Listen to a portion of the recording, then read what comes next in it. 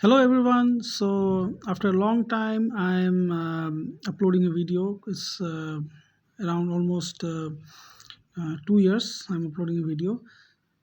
So in these 2 years, a lot of things changed in my surgical skills from SICS to FECO of stop and chop. I've now shifted myself to vertical chop. So I have my own setup where I do mostly vertical chop uh, because it's the type of evolution a surgeons has in their life. So this is a case of NS2 3 grade cataract, around a 70 years old lady. So I've given a little bit of peripheral block to the patient because she was not comfortable in topical anesthesia. So till now the Rexis is performed and it's quite a fair enough a good Rexis. Then uh, after performing the Rexis, as usual, I made the main entry and I will then perform hydrodissection with hydrodelineation because this is a video of simple vertical chop where dissection followed by delineation is quite a mandatory step to save to get safe from the posterior capsule. What I don't do mostly nowadays is rotation of the nucleus because in vertical chop rotation is not so much mandatory as what I think, but sometimes what you plan is get little um, problematic. So now I start with vertical chop. So this is a Chaksu Phaco machine CR3, having no financial interest in this. So I buried the Chaksu, the probe, and then use my vertical chopper to make the first crack. And eventually the first crack went fair enough good. Then I lift one hemisphere, and then I make the second crack of that first hemi part hemisphere of the nucleus. Then I again make the second crack of the other part of the nucleus, and then I chop. And while emulsifying the nucleus, I'm taking off my the vertical chopper. There is a technique which I have learned by myself that first make a chop, then take out the vertical chopper and put only the probe inside the eyeball, which makes the chamber stability more stronger because no extra fluid drains out and the phaco becomes very uh, clear. So now what I've said earlier that sometimes what you plan for doesn't work easily. So there's a huge epinuclear plate was there. So I again did the hydrodissection and uh, removed a few part of the epinuclear plate and filling the cavity with the visco and taking the probe in the epinuclear mode and emulsifying the the epinuclear plate. But there are still a lot more epinuclear plate is there, which I believe that won't be easy for me to aspirate from the IA mode. So I again use my hydrocannula to further hydrodissect out the epinuclear plate.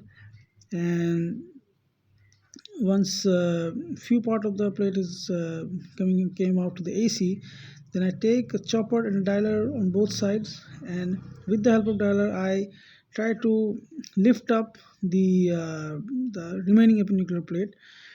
One should be careful that during this surgery, my procedure, the people become rather small. So I was making full careness to not to hurt the posterior capsule. So now it becomes a little easy for me to aspirate out the epinuclear plate, but still few epinuclear plate were on the superior temporal side, supranasal side of the left eye of the patient's eye was there. So I was trying to lift it up with the help of dialer, but it was not getting possible.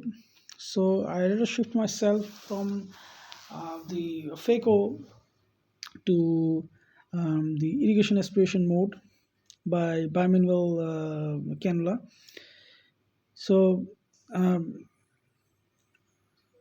by this I was getting able to aspirate out the remaining epinuclear plate, and by doing this procedure the people become really small, around 4 mm pupil. But somehow somewhat I was aspirating out the remaining cortex, and by taking care not to hurt the iris, not to hurt the posterior capsule, and obviously not to hurt the cornea, I was doing the irrigation aspiration. And the visibility was not is little disturbing because of the air bubble, but I was able to see the things in quite good manner. Now, after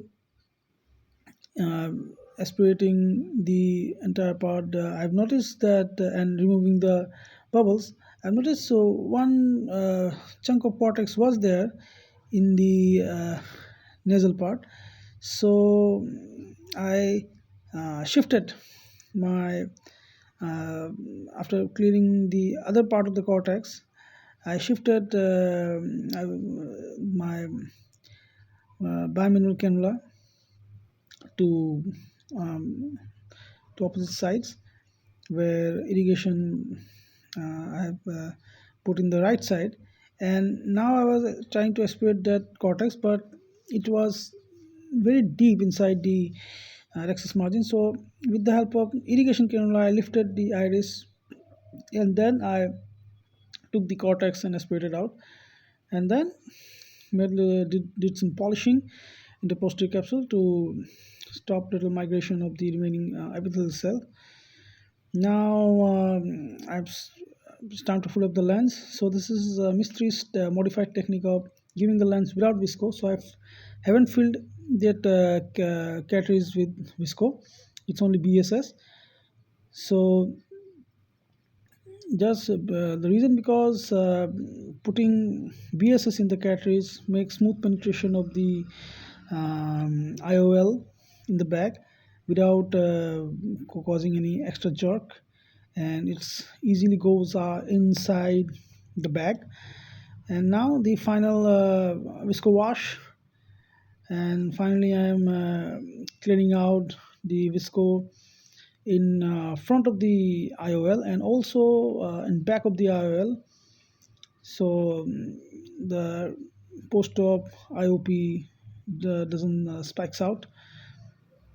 And after clearing all the remaining visco from the inside the eye, now I will close the case. So finally the hydration of the sclerocorneal part of the wound where the side port was there are done, and the case looked perfect.